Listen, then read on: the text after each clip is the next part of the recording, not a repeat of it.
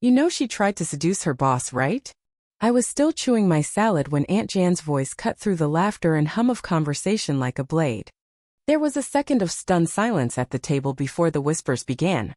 It was Easter lunch. The dining room smelled like baked ham, roasted potatoes, and betrayal. And as always, I was the punchline to a joke I never volunteered to be in. I didn't even have to look up to know who the source was.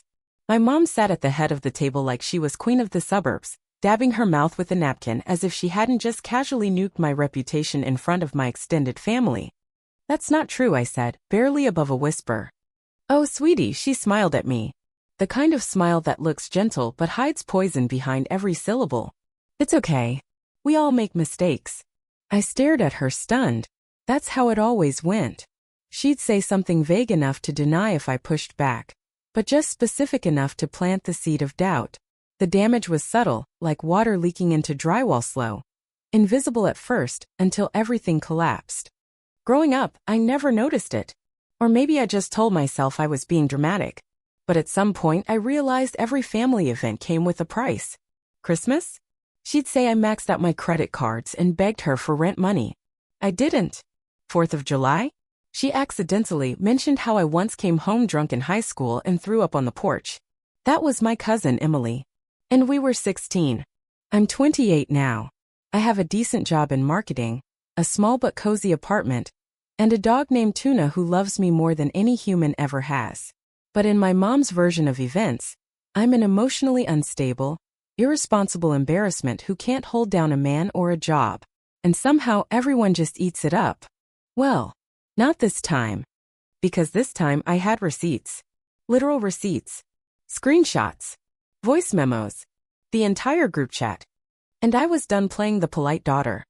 2 weeks ago, before this family lunch, she had sent me one of her signature, just checking in texts. That's how it always started. Hi honey. Just wondering if you'll be wearing something modest for Easter. Uncle Mike is very religious. Me? Yes, Mom. I'm not wearing a thing to brunch. No need to get snippy. Just don't want people talking again. Talking again? As in, the last time when she said I showed up in a dress better suited for Vegas and I got the side eye from everyone for the next 3 hours. I scrolled further in our chat. Months of little digs and manipulations. She'd say she missed me, then tell me how disappointed she was that I wasn't married. She'd invite me to dinner, then guilt-trip me for not helping my brother move. Always poking, always twisting. But the kicker? The family group chat she accidentally added me to 2 months ago. Yes, that group chat, where she and my aunts gossip daily about everyone in the family including me. They forgot I was in it. And I never said a word. Until today. Back at the table, I put my fork down slowly. Aunt Jan was still whispering something to Uncle Mike, who looked at me like I'd just confessed to sleeping with his priest. Actually, I said loudly, can I show you all something? A dozen heads turned. My mom stiffened. I think there's been a lot of confusion, I said, pulling out my phone. About me. And what's true? And what's, let's say, conveniently reimagined? Sweetheart, don't make a scene, my mom warned, her voice calm but tight.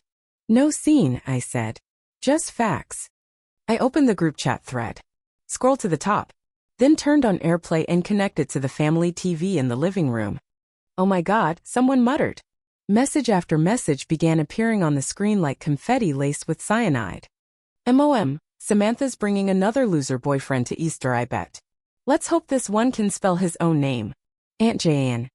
LMAO, remember the one with the neck tattoo? She says she's doing marketing now. Translation. Still job hopping and living off iced coffee. The room went still. Uncle Mike's mouth dropped open. Aunt Jan paled. Wait, what is this? Someone asked. I didn't even know I was in this chat until recently, I said. But I've been watching. Every day. For 2 months. Every time I texted her, she'd screenshot it and make fun of me here. My mom stood up, panic rising in her face. Okay, that's enough. That was private. No, Mom. You made it public the moment you turned my life into a running joke for the whole family. Samantha, she snapped. I am still your mother. I locked eyes with her. Then maybe you should have acted like one. The silence was heavier than any scream. My cousin Emily suddenly stood up. You know what? I believe her. My mom froze. Emily looked around. Do you guys remember last Thanksgiving? When Aunt Ruth asked about my college applications and someone said I wasn't smart enough for NYU. She turned to my mom. That came from you, didn't it? My mom opened her mouth but no sound came out. Another cousin chimed in. And the time someone said I had a drinking problem because I posted a wine selfie? Now the room turned. Slowly, eyes drifted away from me toward her. The woman who'd always played the victim. Who hid behind passive-aggressive smiles and weaponized concern. Who turned family gatherings into her stage and used us all as props in her drama. I watched the mask crack. And I should have felt triumphant. I should have felt vindicated. But all I felt was tired. Because no one warns you that proving you were wrong doesn't make you feel right. It just makes you realize how much you endured before you finally snapped. My mom sat down quietly. Her face was pale. Her mouth a thin line. For the first time in my life, she looked small. Not powerful. Not smug. Just small. Aunt Jan finally spoke. I didn't know, she whispered. I thought she was just worried about you. I laughed bitterly. She's not worried. She's obsessed with controlling the narrative. She always has been. Uncle Mike folded his hands. We owe you an apology. I shook my head. I don't want apologies. I want accountability. I want you to remember this the next time someone starts talking behind someone's back. Because next time, it might not be me. My mom stared at her plate. And I for once felt free. For the rest of the meal, no one spoke directly to my mom. She didn't try to reclaim the conversation like she usually did. No sly comments. No knowing glances exchanged with her sisters. Just silence. I knew it wouldn't last forever. She wasn't the type to shrink away for good. But in that moment in that room, with every phone buzzing from stunned relatives forwarding the screenshots around, her power was gone. Still, the energy in the room had shifted. It was heavier. Messier. People weren't sure how to act. They tried to resume eating, but the awkwardness clung to the air like thick smoke. I sat back in my chair, arms crossed. I could feel adrenaline still buzzing in my veins, but underneath that, I felt shaky, exposed, and a little nauseous. I need air, I said to no one in particular. I stepped out into the backyard, the cold air biting at my skin. The sky was blue and indifferent. I didn't realize I was shaking until I saw my hands. I gripped the porch railing and closed my eyes. Hey! I turned. It was my cousin Jonah. He was the only one in the family who had never bought into my mom's stories. We were only a year apart and used to be inseparable as kids. Until he moved states away for college, we used to share everything from snacks to secrets to awkward teenage crushes. You okay? He asked. I shrugged. I don't even know what okay means anymore. He leaned on the railing next to me. That was intense. Yeah. I've never seen anyone shut her down like that. Neither have I. He was quiet for a beat. You were brave. I snorted. I was desperate. Jonah looked at me sideways. Still, most people wouldn't have done it. You could have just ghosted all of us. No one would have blamed you. Believe me, I thought about it. But then she sent me this text last week, said something like, "Can you try not to talk about your job at Easter? It makes the others feel bad." And I just lost it. Like, it's not enough that she lies about Mesh, wants me to shrink for her comfort. Jonah laughed softly. That's so her. We stood in silence for a moment. She does it to everyone, he said finally. But you're the only one who ever fought back. I turned to him. Did she ever do it to you? He hesitated. Then quietly he said, she told my mom I was gay. When I was 17. My eyes widened. She said she just had a feeling. And wanted to prepare my parents before I brought someone home. He looked down. I wasn't even out yet. Hell, I barely knew what I was feeling myself. Jesus, Jonah. I didn't know. No one did. It almost tore my family apart. My dad didn't talk to me for months. The weight of it hit me like a truck. I reached over and gripped his hand. I'm sorry. He shook his head. It's not your fault. But, you showing those messages? It kind of felt like justice. Even if it was late. I swallowed the lump in my throat. Thank you for saying that. We went back inside eventually, where people were already gathering their coats. Easter lunch was officially a disaster, but no one said it aloud. I didn't care. I wasn't there for the ham. 2 days later, my mom showed up at my apartment. I didn't answer the first time she buzzed or the second, but by the fifth ring, I knew she wasn't leaving. When I opened the door, she looked different. Not disheveled exactly, but unguarded. Her makeup was lighter, her hair undone. She held a grocery bag in her hand like she thought she could fix things with a casserole. "Hi," she said. I leaned against the frame. "What do you want?" "Can I come in?" "That depends. Are you here to gaslight me or apologize?" She winced. "I deserve that." I didn't move. Finally, she sighed. "Please, just 10 minutes. Against my better judgment, I let her in. She sat on my couch, clutching the bag. I stayed standing. "You embarrass me," she said softly. I raised an eyebrow. "Good," I said. "Now you know how it feels." She looked down at her hands. "You think I'm some kind of monster. I think you're someone who built her self-worth on being the better one in every room. And you made me the sacrifice to get there." "That's not true," she snapped. "I always supported you." "No. You performed support. In private, you tore me down. And you got away with it because I didn't fight back. Because I thought I had to love you, no matter how much it hurt." Her eyes glistened. "I don't know why I did it," she whispered. "Maybe I was jealous. You had a freedom I never did. A voice. A life outside of this family. I resented you for that." I blinked.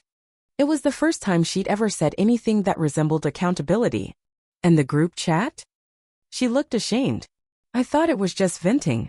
I didn't think you'd see it." "So it was only wrong once you got caught?" She flinched again. "I don't know how to fix this." "You can't," I said. "But you can start by not pretending it never happened. And by leaving me alone until you're ready to be better." Silence. Then slowly, she stood and placed the grocery bag on the table. "I made your favorite," she said. "Lasagna." I stared at the bag like it was radioactive. "I'm not hungry," I said. She nodded. And then without another word, she left. That night, I opened the bag. Inside was a container of still warm lasagna. And underneath it, a folded note. In her handwriting, it said, "I don't expect forgiveness. But I do want to try to be the kind of mother you deserve. Mom." I didn't cry. But I did sit there in the glow of my kitchen light and let myself feel something. Not closure. Not even peace. But maybe the beginning of something new. Something that didn't require me to disappear in order to keep the family calm. I didn't respond to the note. Not that night. Not the next day. Not even a week later. Something about it felt strategic. Like she was trying to get ahead of the fallout, to soften her image before word spread too far. And word was spreading.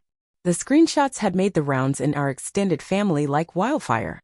My phone buzzed constantly the following week. Cousins I hadn't spoken to in years were texting me things like, "I always wondered if something was off with her," or, "I'm proud of you for standing up for yourself." Should have felt good. But mostly it just felt overwhelming. Because once you open the door to the truth, it doesn't shut cleanly behind you. It creaks. It lets in drafts. And suddenly you're seeing other things you had trained yourself not to look at before. Like how often I made excuses for people who hurt me. How I'd swallow things that should have never even been said aloud. How I learned to second-guess myself, even when the truth was staring me in the face. I thought about that note every day. The words looked like remorse. But it wasn't just about the words, Anna Marie, it was about the years they were too late. A week later, I went to therapy. I'd gone once before in college, but I didn't stick with it. I told myself I didn't need it. That everything could be solved with a nap, a glass of wine, or a sarcastic tweet. But this time I walked in with no pretense. No jokes. Just exhaustion. My therapist's name was Kara. Early 40s. Warm eyes. No clipboard. She let me talk for the first 10 minutes straight without interrupting. And when I finally paused, she just said, "Sounds like you've been carrying other people's guilt for a long time." I cried harder than I expected. And for the first time in years, the tears didn't feel shameful. They felt honest. 2 months passed. I didn't block my mom. I didn't delete her number. But I didn't initiate anything either. And she, to her credit, didn't push. No guilt texts. No phone calls. Not even a happy Monday meme. That silence was its own kind of gift. It gave me space to breathe. I started spending more time with Jonah again. We'd meet up at this tiny bookstore cafe halfway between our apartments. We talked about things we'd never had the courage to bring up before: his boyfriend, my exes, the way we both flinched a little when someone raised their voice, even jokingly. "We were raised like landmines," Jonah said one night over tea. "Always afraid of setting someone off. Especially her," I added. "I still feel like I need to apologize every time I talk about myself," he admitted. I laughed. "Same. I once apologized to a date for ordering the more expensive pasta." He raised a brow. "Was it at least good?" "Phenomenal. Regret nothing." We clinked mugs like it was champagne. Those evenings were a lifeline. It reminded me that healing didn't always come from the source of pain. Sometimes it came from the people who knew your pain and still sat next to it, unafraid.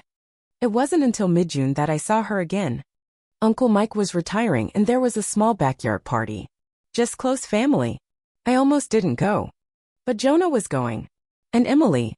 And for the first time I realized I didn't want to give her the power to push me out of my own family. So I showed up. When I walked through the gate, people turned. A few gave me tight smiles. Others looked genuinely happy to see me. My mom was at the far end of the yard, helping set out folding chairs. She saw me and froze. But she didn't run, didn't hide. She just nodded once, small but real. I nodded back. We didn't speak that day. Not really. Just polite eye contact, a quiet hi that floated between us in the breeze, no more than 2 syllables. And strangely, that was enough. Progress didn't always look like hugs and closure. Sometimes it looked like neutral space. And I was okay with that. That summer, the group chat changed. Literally. Emily started a new one. Family 2.0, she titled it. It had rules. No gossip. No passive-aggressive memes. No screenshots unless they were funny dog videos or baby pics. Jonah made a joke about putting us all on a probationary period, and honestly, it worked. The dynamic started to shift. Slowly. Imperfectly. People started texting me directly instead of waiting to hear the latest rumor through my mom. Aunt Jen even called me one evening to apologize. "I didn't know," she said. "And I should have. I'm so sorry, Samantha." I forgave her. Because she meant it. Because she wasn't trying to save face, she was trying to make things right.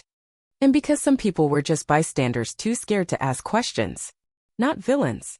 Just silent. But silence had consequences. And now we were all learning to speak differently. And then one evening my mom texted me. "Mom, would you be open to dinner? Just us. No expectations. Just a chance to talk."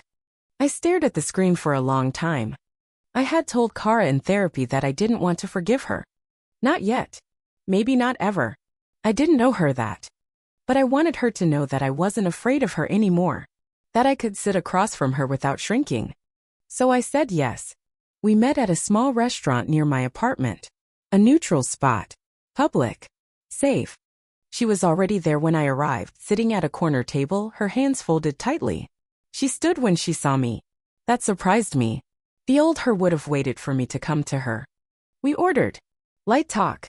Menus. Weather. She asked if I still had Tuna, my dog. I said yes and showed her a picture. He was in a frog costume.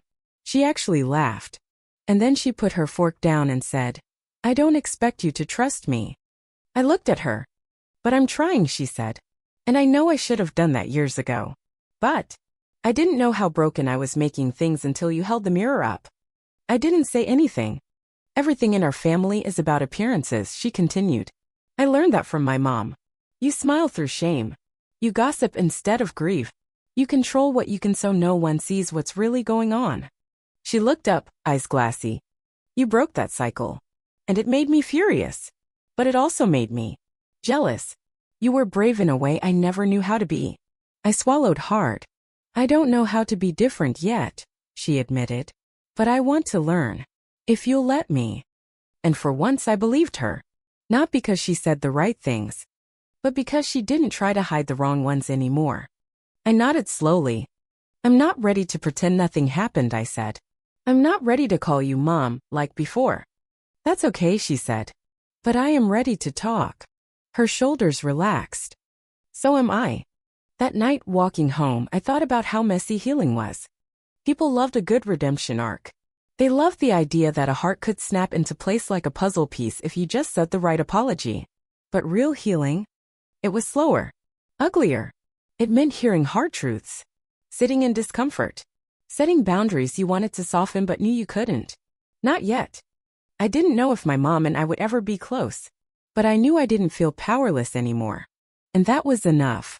The next few months weren't dramatic. They were quiet. No grand gestures. No breakdowns. No screaming matches over coffee.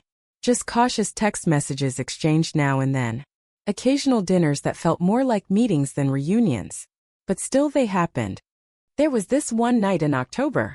My mom invited me over to carve pumpkins. Something we used to do when I was little. I half expected it to be a trap. But it wasn't. It was just two women with knives and squashes, sitting across from each other, trying not to be strangers anymore. As I scooped out seeds, she asked me what my job actually entailed. For the first time in my adult life, she didn't interrupt.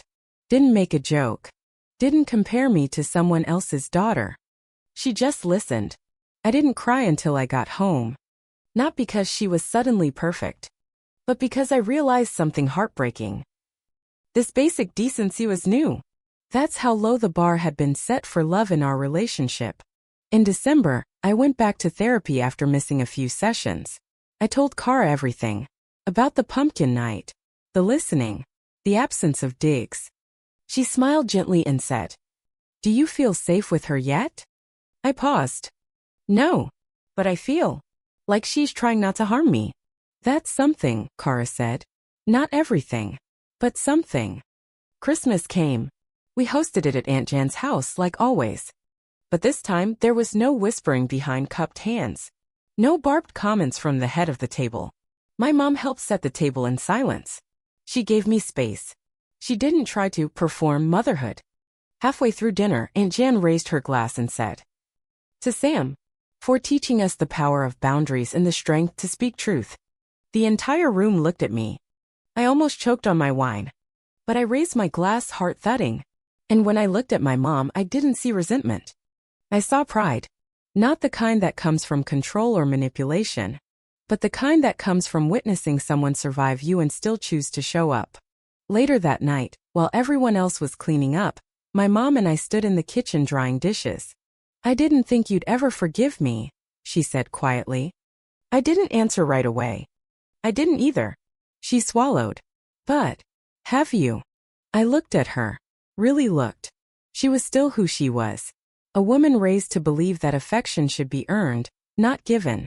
That daughters were reflections, not individuals. That silence was safer than truth.